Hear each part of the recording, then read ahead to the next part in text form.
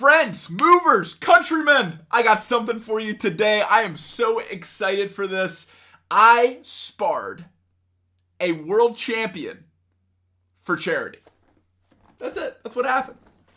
Me and Shannon the Cannon Hudson went at it for 3 rounds to raise some money for some ex-boxers falling on hard times. We were raising money for their medical bills, raising money for quality of life, just basic needs.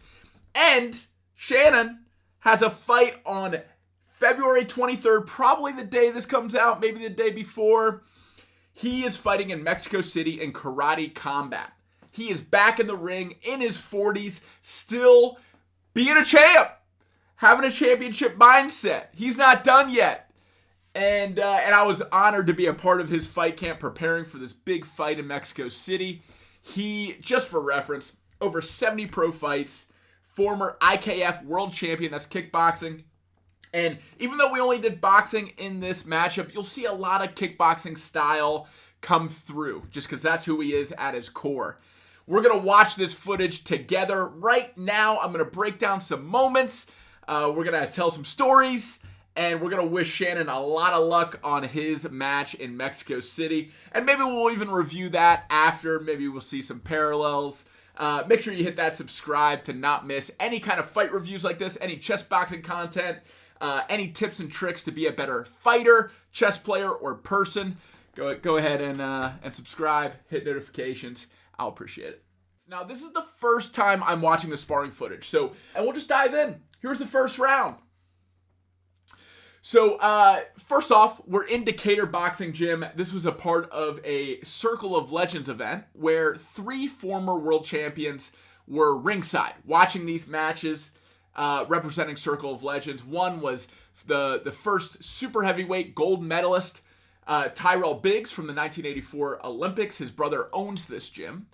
Also in attendance, we had Hector Camacho Jr., the Hulk, and or the Macho Man, rather. And then we also had the terrible Tim Witherspoon, a great heavyweight champion out of Philadelphia. Now, the first round, especially for someone like me, is all about the jab. I want to make sure that I establish my distance, my range. I'm controlling the center of the ring. That's called ring generalship.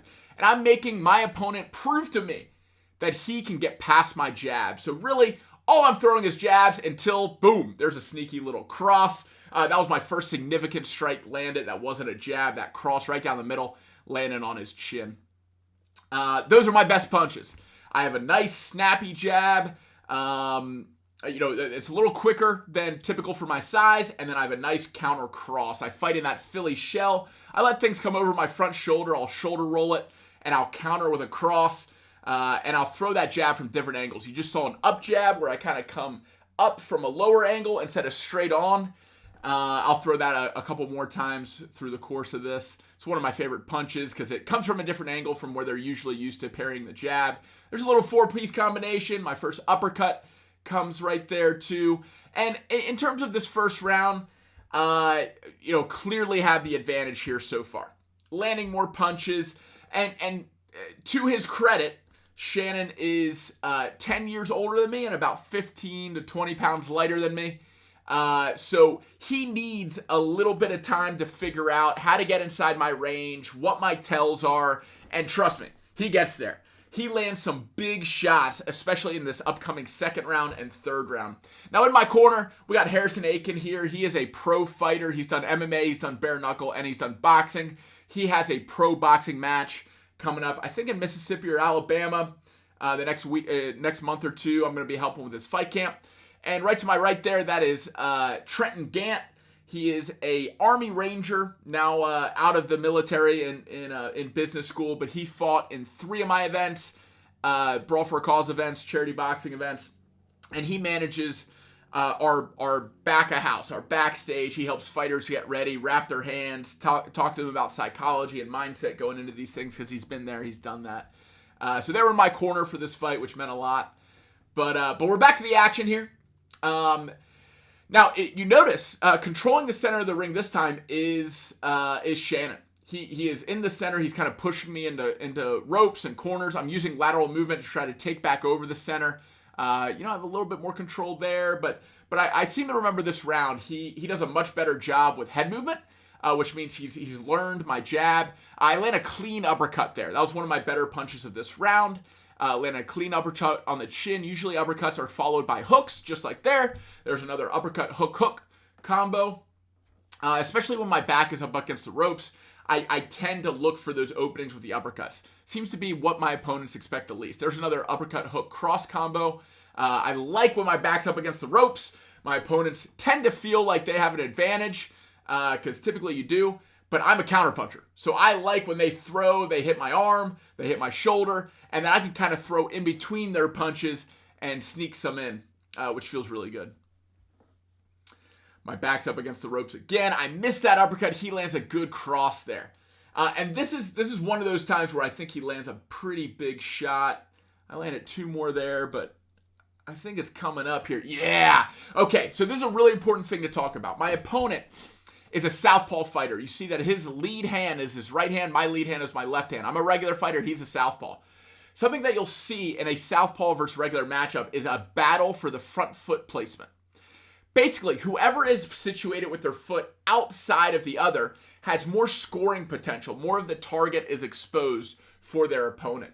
So what Shannon did a really good job there back in that exchange, and you'll see this in the third round too, is he got his foot outside of mine, lateral movement or pivoted outside of my ability to land a punch on him, and then he just threw one hand at open places where my guard wasn't.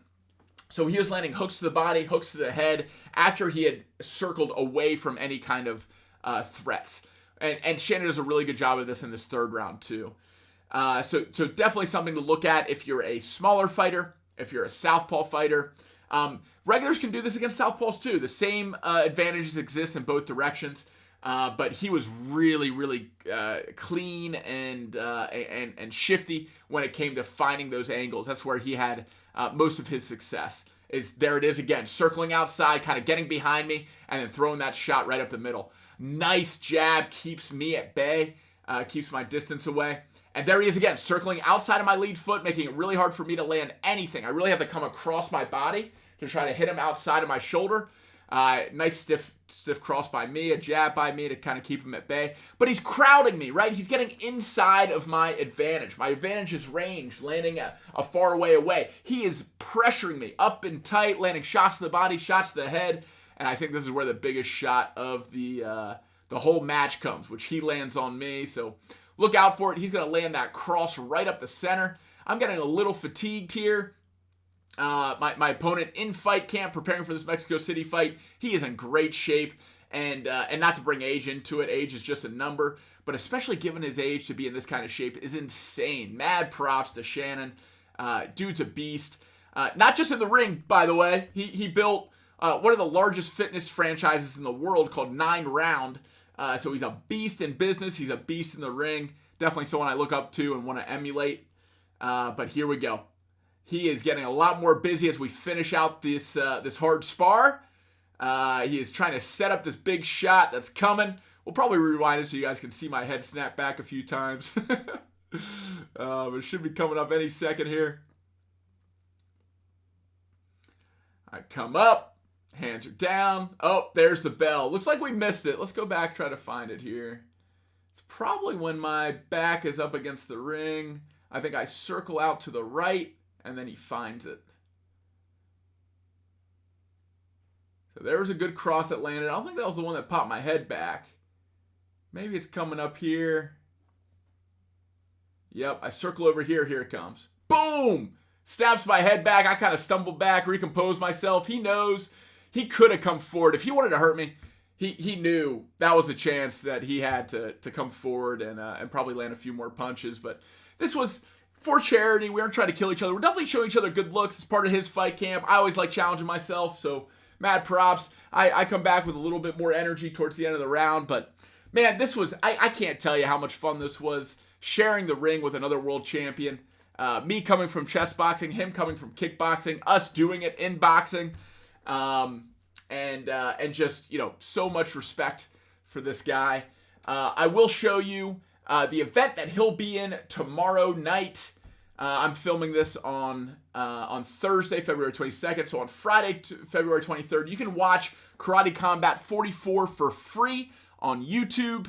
Definitely recommend you do that. I'll try to upload this before that, so hopefully you can watch it live, and maybe we'll watch his fight and react to it after. Let me know in the comments down below if you'd like to see something like that, breaking down past fight footage from different martial arts, from chess boxing, from Karate Combat, from UFC, from whatever we can watch that doesn't have royalties restricting us from doing that. Would love to do that with you guys.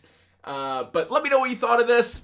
We did end up raising over $1,000 with just this match for ex-boxers and their medical bills. Really a cause close to my heart. They gave their entire careers and their health to entertain and educate us, and are not set up for success when it comes to after their career. Yeah, they might make a lot of money while they're in it, but that money tends to go pretty fast, especially when you don't have investment vehicles, retirement, any kind of health insurance, especially on the medical bill front. That stuff goes real quick. So if you do want to donate, my nonprofit does support them in addition to youth programming like youth fitness classes, youth summer camps, and youth chess camps through our partners at Chess Atlanta and Wolf Chess. So if you do want to donate, the description will be in the link. And by that, I mean the link will be in the description down below. While you're down there, hit subscribe. Thanks for being a mover. Thanks for all your positive vibes. Really love doing this with you guys. And I'll see you next time.